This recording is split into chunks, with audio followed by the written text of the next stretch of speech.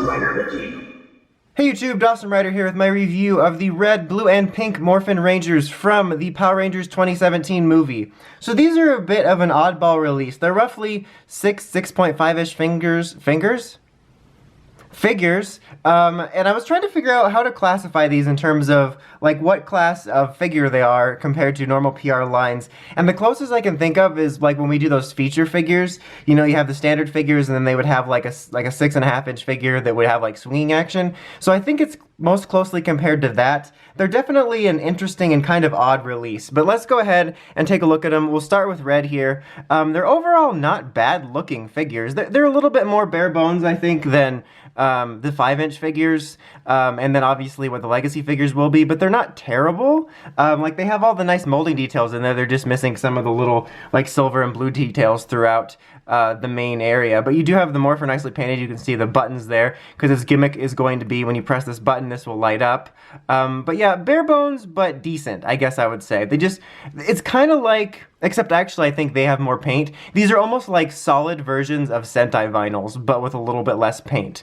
They do have some articulation. You can move the arms in and out, and you can bend their elbows here. There's no twisting there, and you can move it around. So it basically has semi-solid arm articulation, almost on par with a standard figure. It is hindered a bit there, and you can move their heads. So at least they're not completely stoic, so you can kind of get them in like a, I don't even know what I was doing there. But yeah, but the legs don't move at all. So that's why it's really weird. And then as you can see, its main feature here is that it lights up, which is probably why they didn't include the blue here and here, but it looks kind of cool, and it stays lit up for a decent amount of time, actually. I think, if I remember right, I actually was trying to get a thumbnail picture for this review of them all lighted up because it kind of shows what it's like, but it looks cool for sure. I think it could have been cooler. It's kind of almost like this is a WAP figure, if you're familiar with Kamen Rider Wizard line, but it could have been cooler if they had maybe somehow included like some starry details, like if you've seen pictures of like the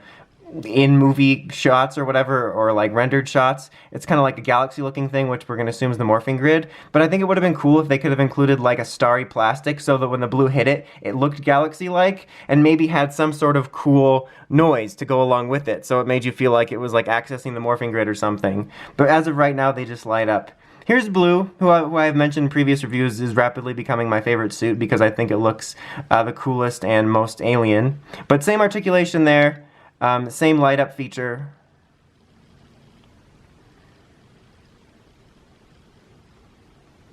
Alright, take a look at pink. And these are the only three at the moment. I don't know if they plan on doing the others. I kind of hope they do, just so that I don't have this weirdly incomplete team.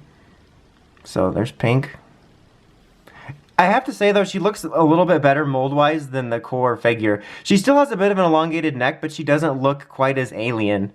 But I think she's pretty good looking, but you know what I mean. But mold-wise, I did look at some promo shots after I shot my metallic figures review or special figures review or whatever, and pink does have a bit of an elongated neck compared to normal, but yellow doesn't, so they still look like Camino people.